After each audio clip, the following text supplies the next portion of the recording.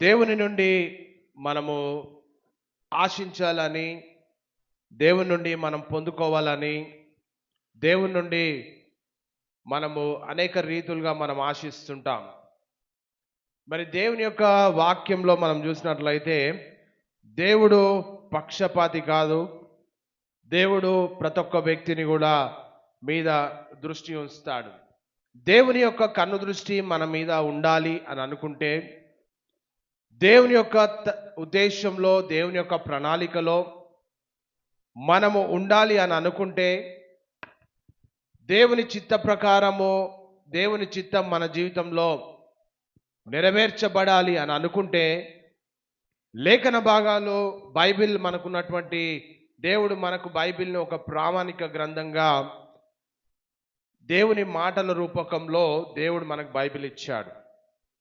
So ఈ Bible దేవుని వాక్యము, దేవుని మాటలు ఎప్పుడైతే మనము వింటామో, ఎప్పుడైతే మనము ధ్యానిస్తామో, దేవుడు కార్యాలు చేయడము ప్రారంభిస్తాడు. ఏం చేయాలంటే దేవుడు మన మధ్యలో అద్భుతాలు చేయాలంటే, దేవుడు నువ్వు ఆశించింది దేవుడు నీకు ఇవ్వాలి అంటే, నీ హృదయము, నీ తలంపులు, నీ పద్ధతి ఏం చేయాలంట?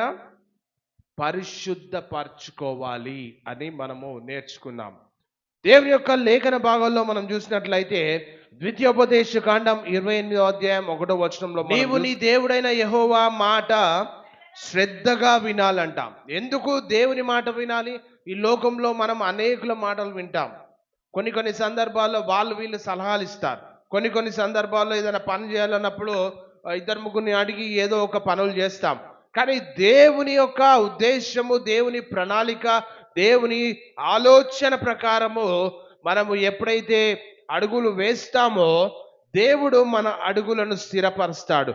దేవుని చిత్తానుసారంగా మనము నడిపించబడాలి అని అనుకుంటే, బైబిల్ చెప్తున్నటువంటి మాట ఏంటి అంటే, నీ దేవుడైన యెహోవా మాట శ్రద్ధగా వినాలి. ఎందుకు శ్రద్ధగా వినాలి అంటే, దేవుని మాట ఎప్పుడైతే మనం శ్రద్ధగా వింటామో, దేవుని వాక్య ప్రకారం మనం ఎప్పుడైతే నడుచుకుంటామో, దేవుని క్రియల చొప్పున మనం ఎప్పుడైతే అడుగులు వేస్తామో, ఆ అడుగులను దేవుడు స్థిరపరుస్తాడు. మన జీవితంలో అనేక నిర్ణయాలు తీసుకుంటాం, అనేక ఆలోచనల ప్రకారం వెళ్తుంటాం, సొంత జ్ఞానాన్ని ఉపయోగిస్తాం, సొంత పద్ధతుల ప్రకారం వెళ్తాం, ఎవరో ఇచ్చే సలహాలను కూడా ఆశ్రయించుకొని దాని ప్రకారం నడుచుకోవడానికి మరి మనము తీర్మానాలు చేసుకుంటాం జీవితంలో. కానీ దేవుని ఉద్దేశము మన జీవితంలో ఎస్టాబ్లిష్ కావాలి అంటే, బైబిల్ మనకు చెప్తున్నటువంటి మాట ఏంటంటే, దేవుని మాట ఏంటంటే, మరి నీ దేవుడైన యెహోవా మాట శ్రద్ధగా వినాలి. శ్రద్ధగా అనే మాటను ఎందుకు అంటే వాడారు ఇక్కడ అంటే, ఎగ్జాక్ట్గా దేవుని ప్రణాళికనే. దేవుడు నీ ప్రతి ఒక్కరి భూమి పునాదులు వేయకముందే ప్రతి ఒక్కరి పట్ల దేవుడు ఒక ప్రణాళిక కలిగి ఉంటాడు. ఒక్కొక్కరికి ఒక్కొక్క రకంగా లైఫ్ ఉంటుంది. కానీ దేవుని చిత్తానుసారంగా మనం ఎప్పుడైతే అడుగులు వేస్తామో, దేవుడు నీ ఉద్దేశం పట్ల మనం పుట్టక ముందే ఏర్పాటు చేసిన ప్రణాళిక ఎస్టాబ్లిష్ కావాలంటే ఆయన మాట విని తీరాల్సిందే. దేవుని చిత్త ప్రకారం నడుచుకోవాల్సిందే. దేవుని ఆజ్ఞల చొప్పున నడుచుకోవాల్సిందే. నేడు నేను నీకు ఆజ్ఞాపించున్న ఆయన ఆజ్ఞలు అన్నిటినీ, కొన్నిటిని కాదు, ఆజ్ఞలు అన్నిటినీ అనుసరించి నడుచుకోవాలని లేఖన భాగాలు చెప్తుంది. మనం అనుకుంటాం ఏంటంటే, ఏదో దేవుని నమ్ముకున్నామంటే నమ్ముకున్నాం, ఓకే, అదే ఒక పెద్ద అచీవ్మెంట్ అని. దేవుని యొక్క ప్రణాళిక మనలోకి రావాలంటే ఇక్కడ వాక్యము స్పష్టంగా చెప్తుంది ఏంటంటే, ఆయన ఆజ్ఞలన్నిటిని, కొన్నిటిని కాదు, ఏంటంట, బైబిల్లో ఉన్నటువంటి మాటలు పాటించాలి. ఎందుకు దేవుని ప్రణాళిక మన జీవితంలో అమలు పరచడం లేదు? ఎందుకు దేవుని సంకల్పం చొప్పున మరి కార్యాలు జరగడం లేదు అంటే, మాటలో తప్పిపోతాం, నడవడిలో తప్పిపోతాం, చేష్టల్లో తప్పిపోతాం, అనేక రీతులుగా మనము తప్పిపోతూ ఉంటాం. కనుక అనుసరించి నడుచుకోకపోతే లోకానుసారమైనటువంటి జీవితంలోకి మన జీవితం వెళ్ళిపోతుంది ప్రియ దేవుని సంగమ. అందుకనే ఇక్కడ చూస్తే, నడుచుకొనిన ఎడల నీ దేవుడైన యెహోవా భూమి మీద ఉన్న సమస్త జనులు. భూమి మీద ఎంతమంది ఉన్నారు తెలుసా మీకు? భూమి మీద ఎంతమంది ఉన్నారు ఇప్పుడు చెప్పండి, ఎవరికైనా తెలిసే? భూమి మీద ఎంతమంది ఉన్నారు? ఈ భూమి మీద ఎంతమంది ప్రజలు ఉన్నారు? ఇక్కడ వాక్యం చూడండి. ఇక్కడ భూమి మీద నున్న సమస్త జనముల కంటే నిన్ను హెచ్చిస్తాడంట. భూమి మీద ఎంతమంది ప్రజలు ఉన్నారు? ప్రపంచ జనాభా ఎంత ఉంటే మన తెలంగాణ జనాభా ఎంత? 4 కోట్లు. ఆంధ్రప్రదేశ్ జనాభా ఎంత? 5 కోట్లు. పక్క రాష్ట్రం జనాభా ఎంత? అట్లా కోట్లు కోట్లు కోట్లు కోట్లు వేసుకుంటూ పోతే ప్రపంచానికి వచ్చే వరకు 840 ఉంది. వాక్యము చూడండి ఇక్కడ ఏం చెప్తుందో. భూమి మీద ఉన్న సమస్త జనుల కంటే నిన్ను హెచ్చిస్తాడంట. అంటే వాళ్ళందరికంటే మనం గ్రేటా? మనకంటే అమెరికా దేశంలో, ఇతర దేశాల్లో ఉన్నతమైన విద్యావంతులు ఉంటారు, ఉన్నతంగా చదువుకున్న వాళ్ళు ఉంటారు, ఉన్నతంగా డబ్బులు ఉన్నోళ్ళు ఉంటారు, లేకపోతే కోటీశ్వరులు ఉంటారు. భారతదేశంలో చూస్తే ముఖేష్ అంబానీ కోటీశ్వరుడు. మరి వాళ్ళందరికంటే కూడా దేవుడు హెచ్చిస్తాడట. ఎప్పుడు హెచ్చిస్తాడు అంటే వాక్యంలో చూస్తే ఏమనుందంటే, నేడు నేను నీకు ఆజ్ఞాపించుచున్నా. అంటే దేవుడు మన జీవితంలో ఏది చెప్తాడో దాన్ని పాటిస్తే నీ చరిత్ర దేవుడు తిరగరాస్తాడు. మనం అనుకుంటాం మన కాంపిటీటర్స్ ఎవరంటే మన ఇరుగు పొరువారు, మన బంధువులు, మన స్నేహితులు. వీళ్ళతోటే మనం సరిదూకుంటూ అరే వాళ్ళకంటే నేను ఒక మెట్టు పైకి ఉండాలి, వీళ్ళకంటే మెట్టు పైకి ఉండాలి అని అనుకుంటాం. కానీ దేవుని ప్రణాళిక అది కాదు. మంచి షర్ట్ కొనుక్కోవాలి, లేకపోతే ఒక మంచి చీర కొనుక్కోవాలి, ఒక మంచి డ్రెస్ వేసుకోవాలి, ఒక జీన్ ప్యాంట్ కొనుక్కోవాలని అక్కడనే మనం ఆగిపోతుంటాం. కానీ దేవుని ప్రణాళిక మన జీవితంలో ఎప్పుడు ఎస్టాబ్లిష్ అవుతుందంటే, ఇక్కడ చూడండి, ఇక్కడ సమస్త భూమి మీద ఉన్న సమస్త జనముల కంటే దేవుడు ఏకవచనంతో వాక్యం రాయబడింది ఏంటంటే నిన్ను హెచ్చిస్తాడట. మిమ్ములను కాదు, నిన్ను.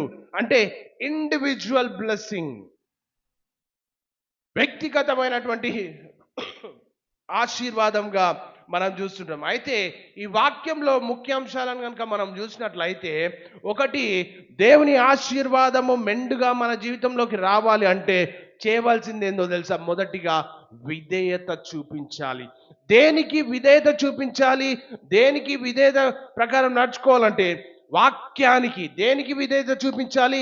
దేవుడు మనకు ఏదైతే చెప్తున్నాడో, దేవుడు ఏదైతే మనకు నేర్పిస్తున్నాడో, దేవుడు ఏదైతే మనకు దేవుడు ఏది చేస్తే ఏది అనుసరించమని చెప్తున్నాడో దాన్ని అనుసరించాలని లేఖన భాగాలు చెప్తా ఉంటున్నాయి. నీ జీవితంలో దేవుని ప్రణాళిక. ఎంతమంది అనుకుంటున్నారు ఇక్కడ కూర్చున్న వారు, నా జీవితంలో దేవుని ప్రణాళిక స్థిరపరచబడాలి అని? ఎంతమంది చెప్తారు దేవుని ప్రణాళిక నా జీవితంలో స్థిరపరచబడాలని? ఎవరికి వద్దా మీకు దేవుని ప్రణాళిక? అందరికి కావాలా? దేవుని ప్రణాళిక నీ జీవితంలో స్థిరపరచబడాలి అంటే వాక్యం చూడండి, ఇక్కడ ఏం చేయాలంట? విధేయత చూపించాలి. దేనికి విధేయత చూపించాలి? మనం ఎంతసేపు ఇతరుల ఆలోచనల ప్రకారం, మన సొంత జ్ఞానం ప్రకారము, మన అడుగుల ప్రకారము మనము జీవించాలని చూస్తుంటాం. దేవుడు ఒక వ్యక్తిని అన్కండిషనల్గా ఆశీర్వదిస్తాడు. కండిషనల్ ఉండదు దేవుడు ఆశీర్వదించాలంటే. కానీ ఒక కిటుకు ఇక్కడ ఏంటంటే వాక్యాన్ని శ్రద్ధగా, ఇక్కడ చూడండి, నీ దేవుడైన యెహోవా మాట శ్రద్ధగా వినాలి. అంటే దేవుడు మనకు ఏదైతే బోధిస్తున్నాడో దాన్ని శ్రద్ధగా వినాలి. నీకు ఆజ్ఞాపించున్న ఆయన ఆజ్ఞలన్నిటినీ. ఏంటిది ఆజ్ఞలు? ఆజ్ఞలు అంటే ఏంటి? దేవుడు కొన్ని ఆజ్ఞలు ఇచ్చారు మనుషులకు. ఆ ఆజ్ఞలను దానిలో తప్పులు చేయొద్దు, ఇది చేయదు, అది చేయదు, అవన్నీ కూడా అక్కడ రాయబడి ఉన్నాయి ఆజ్ఞలు. వాటిని మన జీవితంలో ఎంటర్టైన్ చేయొద్దు. వాటిని మన జీవితంలో మరి వాటి ప్రకారము మనము జీవించాలి. చెడు ఏవైతే ఉన్నాయో వాటిని ఎంటర్టైన్ చేయకుండా దేవుని వాక్యాన్ని మనము అనుసరించి నడుచుకోవాలని చూసారు. రెండోది ఆశీర్వాదంగా మనం చూస్తూ ఉంటాం. భూమి మీద ఉన్న ఇతర ప్రజల కంటే ఉన్నతమైన స్థితిలో దేవుడు నమ్ముకున్న బిడ్డలను ఆయన ఉన్నతమైన స్థితిలో దేవుడు పెడతా ఉంటాడు. కాకపోతే ఇక్కడ షరతు ఏంటంటే ఈ ఆశీర్వాదము దేవుని నిబంధనను పాటించడంతో ముడిపడింది. ఎంతమంది చెప్తారు నేను ఆశీర్వదించబడాలి? దేవుని ఆశీర్వాదాలు నాకు రావాలి, దేవుని ప్రణాళిక నా జీవితంలో ఎస్టాబ్లిష్ కావాలి, దేవుని చిత్త ప్రకారం నేను నడుచుకోవాలి. ఎంతమంది చెప్పగలుగుతారు? అయితే నీ తలంపులను దేవుని తలంపులకు మ్యాచ్ కావాలి. ఎప్పుడు మ్యాచ్ అవుతుందంటే దేవుని మాట శ్రద్ధగా వినినప్పుడు మాత్రమే అవి మ్యాచ్ అవుతాయి. ఇక్కడ చూస్తే ఈ వాగ్దానము మన జీవితంలో నెరవేర్చాలి అంటే మొదటిది విధేయత చూపించాలి, రెండవది ఆశీర్వాదం, మూడవది షరతులతో కూడిన వాక్యము ఆయన ఆజ్ఞలను నువ్వు గైకొన్నప్పుడు మాత్రమే అవన్నీ కూడా నెరవేర్చబడతాయి. యెహెజ్కేలు గ్రంథం 33, 31, 32లో చూస్తే అక్కడ నా జనులు రాదగిన విధంగా వారు నీ యొద్దకు వచ్చి నా జనులైనట్టుగా నీ ఎదుట కూర్చుండి నీ మాటలు విందురు గాని వాటిని అనుసరించి ప్రవర్తించరు. చూసారా ఇక్కడ వాక్యం, ఇక్కడ ఎజికియల్ ప్రవక్త ఇక్కడ చెప్తున్నటువంటి మాట ఏందో చూడండి. ఇక్కడ వారు నోటితో ఎంతో ప్రేమ కనపరచుదురు కానీ వారి హృదయము లాభమును ఆపేక్షించున్నది. నీవు వారికి వాద్యము బాగుగా వాయించుచు మంచి స్వరము కలిగిన గాయకుడుగా ఉన్నామంటారు. యెహెజ్కేలు ప్రవక్త one of the major profit in the Bible. Ezekiel ఎవరంటే ఒక ప్రధాన ప్రవక్తగా మరి బైబిల్లో ఆయనను అభివర్ణిస్తూ ఉంది. కనుక ఈ మాట మరి అనేకులకు ఆయన దేవుని నుంచి వచ్చిన మాటలన్నీ కూడా ప్రజలకు చెప్తున్నప్పుడు ఆయన ఒక విద్వాంసకుడుగానే చూస్తూ ఉన్నారు, ఆయన ఒక వాయిద్యకారుడుగానే చూస్తూ ఉంటున్నారు. మరి ఇక్కడ దేవుని వాక్యాన్ని వింటూ కూడా దాని ప్రకారం జీవించని కపట భక్తిని మరి ఆ యొక్క ప్రజలు మరి చూపెట్టడం మనం చూస్తూ ఉంటాం. కనుక మన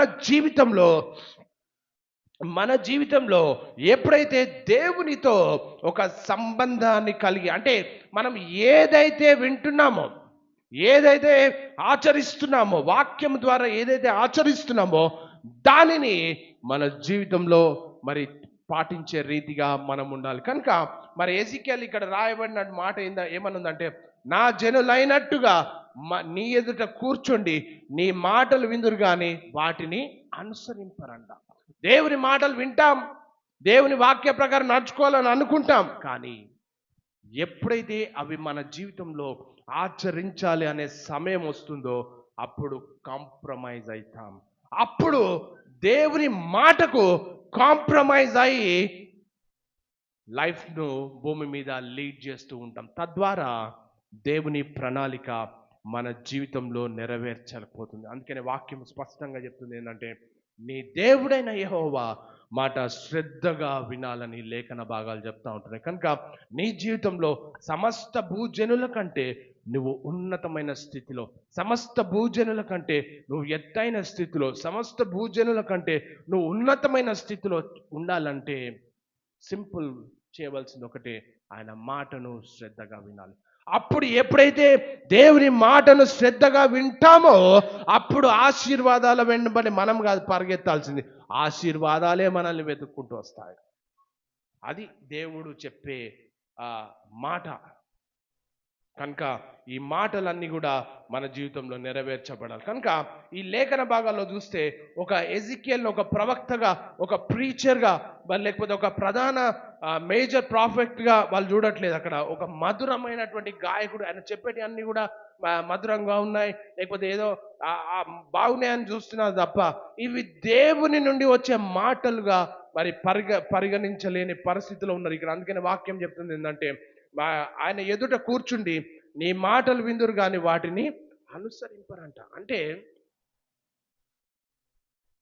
ఒక ప్రవక్త ఏం బోధిస్తాడు? దేవుని మాటలు బోధిస్తాడు.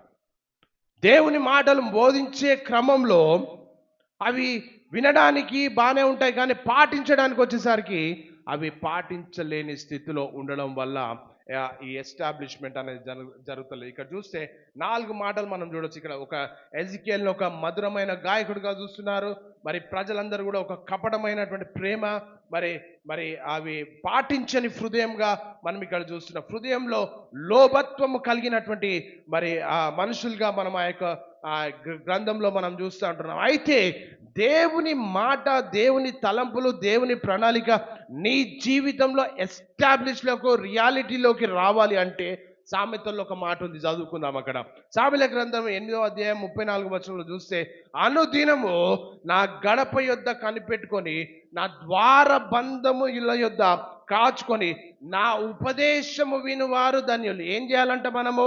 దేవుని యొక్క మాటలు ఏం చేయాలంట?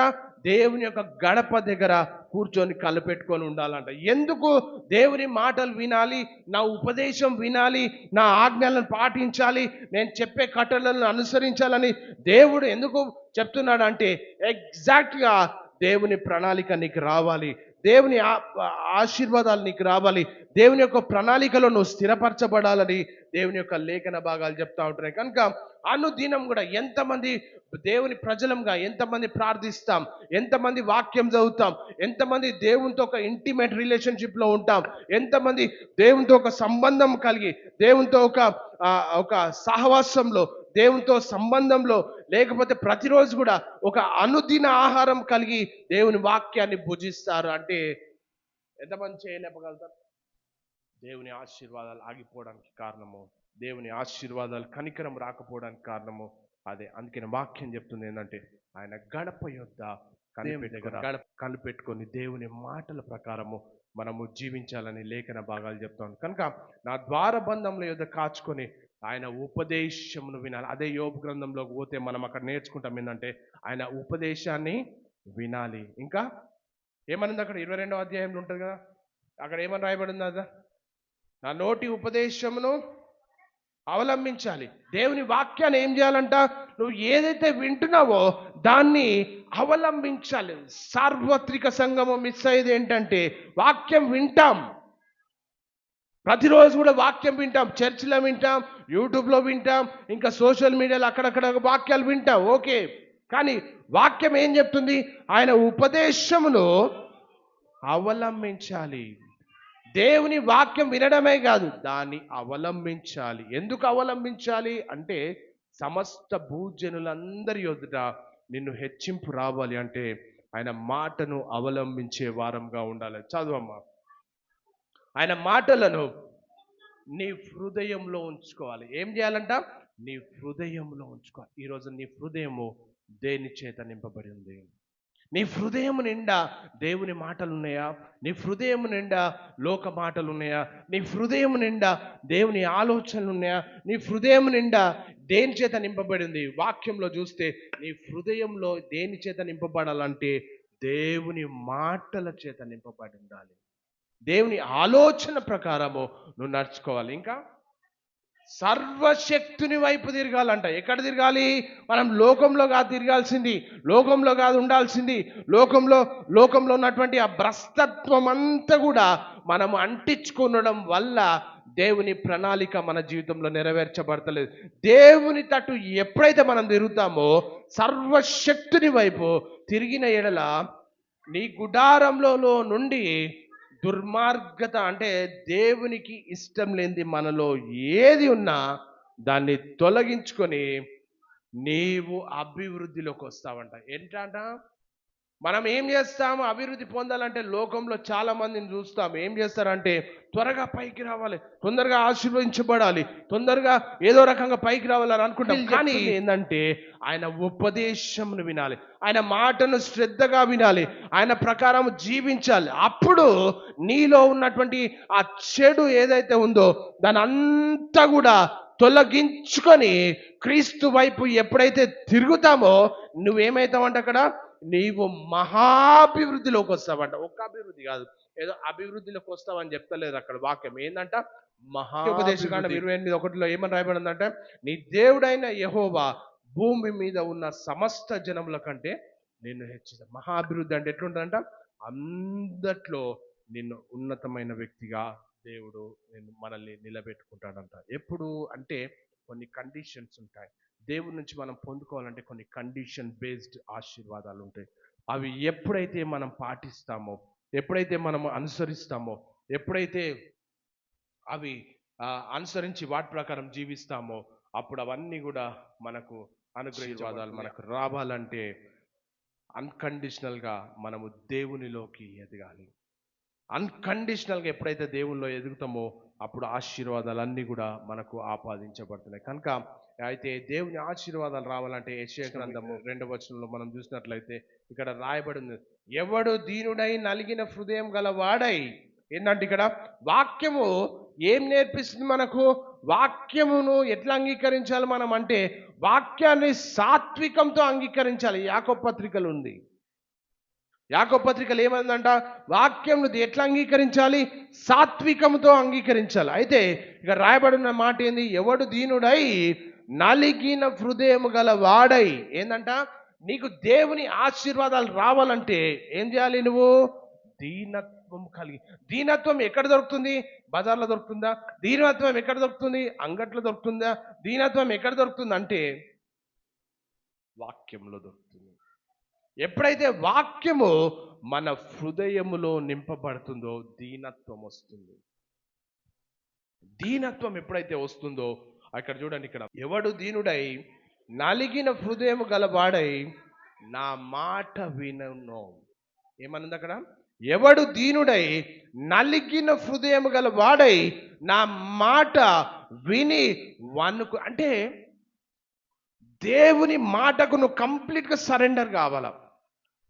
మనం అభివృద్ధి రావాలంటే ఏదో లోకంలో, కానీ దేవుడు అన్కండిషనల్ గా బ్లెస్సింగ్స్ నీకు ఇవ్వాలి అంటే, ఆశీర్వాదాలు ఇవ్వాలంటే వాక్యం చెప్తుంది దీనత్వము కలిగి జీవించాలి.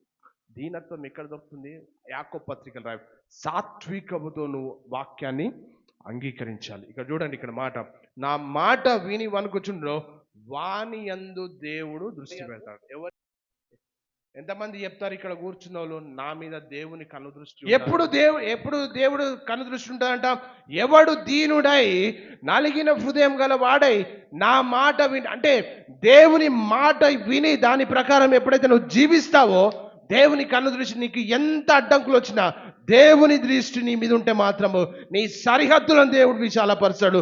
భూజనులందరి మీద దేవుడు నిన్ను హెచ్చైన వ్యక్తిగా నిన్ను దేవుడు పెడతాడంట. అది దేవుని ప్రణాళిక. చిన్న చిన్న వాటితో కాంపిటీట్ అవుతూ ఉంటాం మనం. దేవుని ప్రణాళిక ఒకటి ఉంటుంది, మన ప్రణాళిక ఒకటి ఉంది.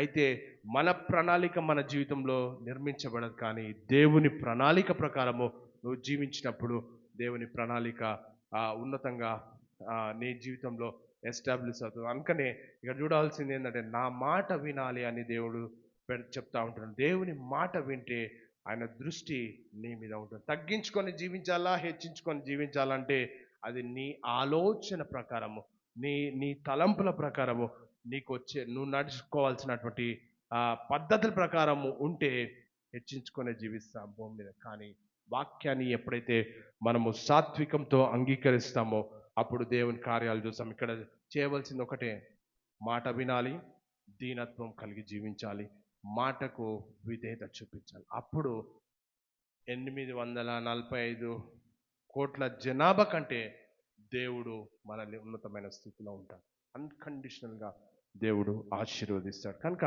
మన జీవితంలో దేవుని ప్రణాళిక ఎస్టాబ్లిష్ కావాలి అంటే, ఈరోజు నీకు స్వస్థత కావాలనేమో, ఈరోజు నీకు ఆశీర్వాదాలు కావాలేమో, అన్నిటికంటే ముఖ్యంగా ఇవన్నీ కూడా వాటంతా అవే వస్తాయి దేవుని మాట వింటే. కానీ ఒక్కటి మాత్రం గుర్తుపెట్టుకోవాలి, ఏంటంటే మన హృదయము దేవుని హృదయంతో సరితూగాలి. మనము దేవుడు మన ఏళ్ళ కార్యాలు చేయాలంటే, మన మధ్య కార్యాలు చేయాలంటే ఏం చేయాలంట?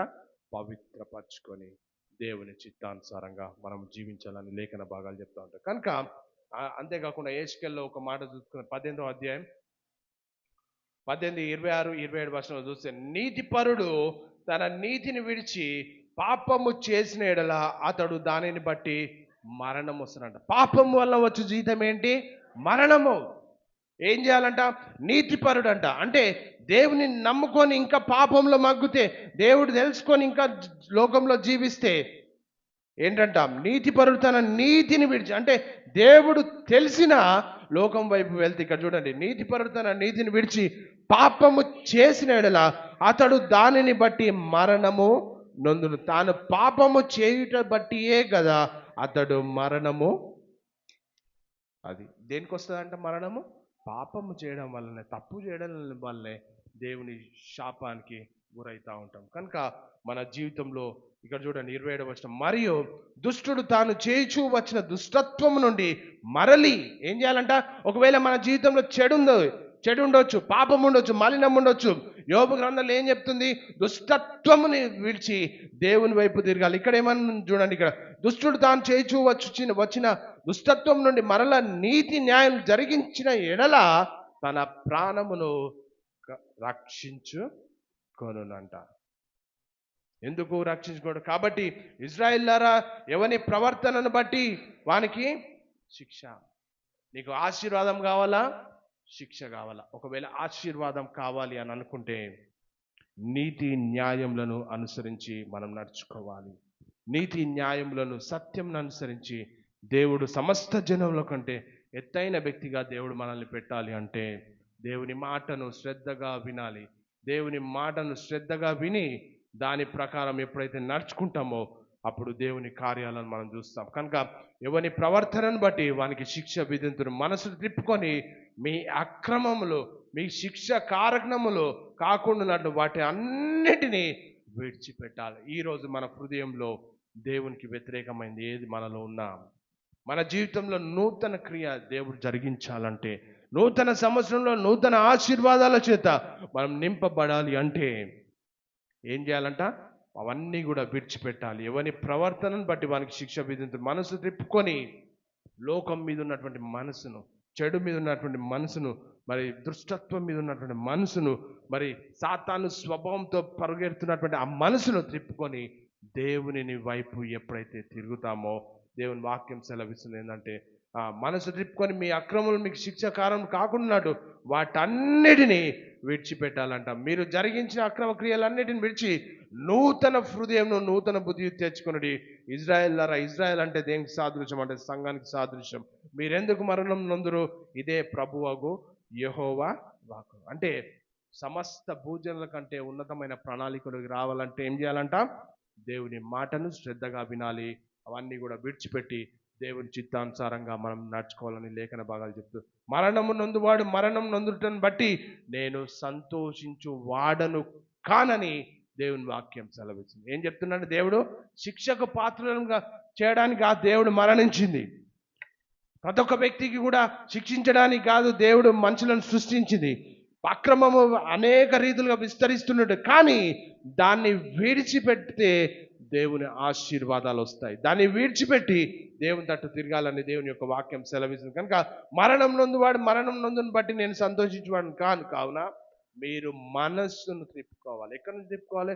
చెడు నుంచి తిప్పుకోవాలి, పాపం నుంచి తిప్పుకోవాలి, అపవిత్రత నుండి తిప్పుకొని దేవుణ్ణి వెంబడించాలని లేఖన భాగాలు చెప్తా ఉంది. కనుక ఈ నూతన సంవత్సరంలో నూతన ఆశీర్వాదాలు నీకు రావాలి అంటే మనస్సును రూపాంతరపరచుకోవాలి, మనస్సును దేవుని వైపు తిప్పుకోవాలి. కనుక ఇక్కడ చూడండి, ఇక్కడ అప్పుడు మీరు బ్రతుకుదురు, ఇదే ప్రభువగు యెహోవా వాక్ అని లేఖన భాగాలు చెప్తా ఉంది. కనుక ద్వితీయోపదేశ కాండంలో మనము నేర్చుకున్న రీతిగా ఆయన మాటను ఎప్పుడైతే మనం శ్రద్ధగా వింటామో, ఆయన మాటను ఎప్పుడైతే విని దాని ప్రకారం నడుచుకుంటామో అప్పుడు ఆశీర్వాదం. మనం ఏం చేస్తాం? ఆశీర్వాదాలు ఎమ్మడి పరిగెత్తాలని చూస్తాం, కానీ దేవుని బిబ్లికల్గా బైబిల్ ప్రకారము ఆశీర్వాదం అట్లా పరిగెత్తుకుంటూ పోతే రావండి. దేవుని మాట శ్రద్ధగా విని దేవుని చిత్తానుసారంగా మనం జీవిస్తే మరి అవన్నీ కూడా మనకు లభిస్తాయి. 1 యోహాను 3:5-8 చూస్తే మీ పాపములను తీసివేయుటకై ఆయన ప్రత్యక్షమైనని మీకు తెలియను, ఆయన యందు పాపం ఏదియో లేదు, ఆయన యందు నిలిచి ఉండు వాడు ఎవడనో పాపం. ఎంతమంది దేవుని నమ్ముకున్నారంటే అందరు చేతులు ఎత్తుతారు. ఎంతమంది దేవుణ్ణి అనుసరిస్తున్నారంటే అందరం చేతులు ఎత్తుతాం. ఎంతమంది దేవుని మాట వింటామంటే అందరం చేతులు ఎత్తుతాం. కానీ ఇక్కడ ఒక మాట చూడండి, ఇక్కడ ఆయన యందు నిలిచి ఉన్నవాడు ఎవడునో పాపం చేయడు. ఎంతమంది దేవుని యందు నిలిచున్నారు? ఎంతమంది దేవుని కొరకు బ్రతుకుతున్నాం? ఎంత కొరకు దేవుని కొరకు జీవిస్తున్నాం? వాక్యం చూడండి, ఇక్కడ ఆయన యందు ఎవరైతే నిల్చుంటారో, యేసుక్రీస్తును స్వంత రక్షకున పాపాన్ని విడిచిపెట్టి యేసుక్రీస్తుని స్వంత రక్షకును అంగీకరించి నేను క్రైస్తవుని, నేను విశ్వాసుని ఎవరైతే చెప్పుకుంటామో వారిలో ఏముండదట? ఆయన యందు నిల్చుండు వాడు ఎవడు పాపం చేయడు, పాపం చేయవాడు ఎవడును ఆయనను చూడలేదు. ఇక్కడ చూసే 8వ వచనం, అపవాది 7వ వచనం చదువమ్మా. ఎవరిని మిమ్మల్ని మోసపరచనీయకుడి, ఆయన నీతిమంతుడై ఉన్నట్టు. ఏంటంట? ఎవరు నీతిమంతుడు? దేవుడు ఒక్కడే నీతిమంతుడు. ఆయన నీతిమంతుడై ఉన్నట్టు. ఎందుకు ఆయన నీతిమంతుడై ఉన్నట్టు?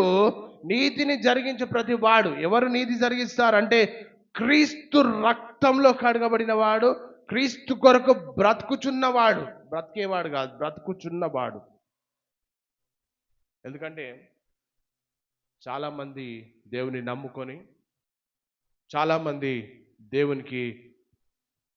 దేవుని విడిచిపెట్టి పాపం చేసేవారు చాలామంది ఉంటారు. ఇక్కడ వాక్యం చూడండి, ఇక్కడ నీతిని జరిగించు వాడే ప్రతి వాడు నీతిమంతుడు. అందరా 845 కోట్ల మందా నీతిమంతులు? నీతిని ఎవడు జరిగిస్తే వారే నీతిమంతులు, వారి మీదికే దేవుని ఆశీర్వాదాలు వస్తాయి. కనుక ఇక్కడ నీతిమంతుడు ఎవరంటే క్రీస్తు మాత్రమే నీతిమంతుడు. క్రీస్తు రక్తంలో ఎవరైతే కడుగుతారో, కడగబడి పరిశుద్ధపరచబడి క్రీస్తు కొరకు ఎవరైతే జీవిస్తారో వారే నీతిమంతులని ఈ వాక్యము మనల్ని హెచ్చరిస్తూ ఉంది. కనుక నీతిని జరిగిస్తే, నీతి కొరకు బ్రతికితే, నీతి కొరకు జీవిస్తే, నీతిని అనుసరిస్తే మనము నీతిమంతులము. అప్పుడు ఆయన యొక్క ఆశీర్వాదాలు మన వెంట వస్తాయి. అపవాది మొదటి నుండి పాపం చేయుచున్నాడు కనుక పాపము చేయువాడు అపవాది సంబంధం. పాపాలు చేసే వాళ్ళు చాలా మంది ఉంటారు. వీళ్ళంతా ఎవరి సంబంధులు అంట? దేవుని బిడ్డలా? దేవుని బిడ్డలా? అపవాది బిడ్డలా? అపవాది బిడ్డలు. బైబిల్ చెప్తున్నమాట, నేను చెప్పట్లేదు అది. అందుకనే మనము ఎవరిని పోలి జీవించాలి అంటే క్రీస్తును పోలి జీవించాలి. ఆ క్రీస్తే మన ముందున్నాడు. ఆ క్రీస్తును అనుసరించి మనం ఎప్పుడైతే జీవిస్తామో అప్పుడు నీతిమంతుడు అనే మాట మనకు ఆపాదించబడుతుంది. కనుక ఈరోజు మనం అపవాది సంబంధులుగా మిగిలిపోదామా, లేకపోతే క్రీస్తు సంబంధులుగా మిగిలిపోదామా అనేది మన జీవితం నడవడి మీద మనం ఆధారపడి ఉంటుంది. కనుక ఈరోజు ఈ మధ్యాహ్న కాల వేళలో నీ వ్యక్తిగత జీవితము క్రీస్తుతో సరితూగినట్లయితే, దేవుని ఆజ్ఞలను అనుసరించి నువ్వు నడుచుకుంటే, దేవుని మాటను నువ్వు శ్రద్ధగా వింటే, దేవుని చిత్తానుసారంగా నువ్వు బ్రతికినట్లయితే సమస్త భూజనులందరికంటే నిన్ను ఆయన హెచ్చైన వ్యక్తిగా దేవుడు నిలబెట్టుకుంటాడు. చేయడం ఒకటే ఆయన మాట. దేవుడు నిన్ను ఏదో నీకున్న ఆస్తులు పాస్తులు ఇవ్వమని చెప్పట్లే, లేకపోతే నువ్వు ఇంకేదో బలులు అర్పించమని చెప్పట్లే, లేకపోతే ఇంకేదో త్యాగాలు చేయమని చెప్పట్లే, నువ్వు ఇంకేదో పుణ్యకారాలు చేయమని చెప్పట్లే. సింపుల్ వర్డ్, నా మాటను వింటావా లేదా? That's it. సింపుల్గా దేవుని వాక్య ప్రకారం నువ్వు నడుచుకుంటావా లేదా, అదే అడుగుతున్నాడు దేవుడు. నడుచుకోవడం ఈజీయా కష్టమా? ఒక 100 క్వింటాలు నెత్తి మీద పెట్టుకొని తల మీద, దేవుడు ఏం చెప్తున్నాడు? ఆ క్వింటాల్ బరువులు నెత్తి మీద పెట్టుకొని పోయి అని చెప్పట్లే, నా మాట విను అని చెప్తున్నాడు. సింపుల్ ఈజీ అది? సింపుల్ ఈజీయా? సింపుల్. అది చేస్తే సమస్త భూజనుల కంటే హెచ్చైన స్థితిలో ఉంటాడు. కనుక 1 యోహాను 1:7-9 చూస్తే, అయితే ఆయన వెలుగులో ఉన్న ప్రకారం మనమును వెలుగులో నడిచినేడలా మనము ఆయనతో అన్యోన్య సహవాసం గలవారమై ఉందుము. అప్పుడు ఆయన కుమారుడైన యేసు రక్తం ప్రతి పాపం నుండి మనల్ని పవిత్రులుగా చేయను. మనం పాపము లేని వారమని చెప్పుకునేడలా మనలను మనమే మోసపుచ్చుకుందాం, మరియు మనలో సత్యమే. నాలో పాపం లేదండి అంటే అది అసత్యం అని బైబిల్ చెప్తా ఉంది. కనుక మరి క్రీస్తులోకి వచ్చినాక మనం క్రీస్తు వలె జీవించాలి. క్రీస్తులోకి వచ్చినాక ఎవరి వలె జీవించాలి? క్రీస్తు వలె మనం జీవించాలి. కనుక ఇక్కడ 9వ వచనం, మన పాపములను మనం ఒప్పుకొని నేడలా ఆయన నమ్మదగినవాడు. 2025 సంవత్సరం వరకు మన వ్యక్తిగత జీవితము ఏ రీతిగా ఉన్నా 2025 సంవత్సరంలో 26వ సంవత్సరంలోకి మనం అడుగునినాం. జనవరి చివరి దినాలలో ఉంటున్నాం.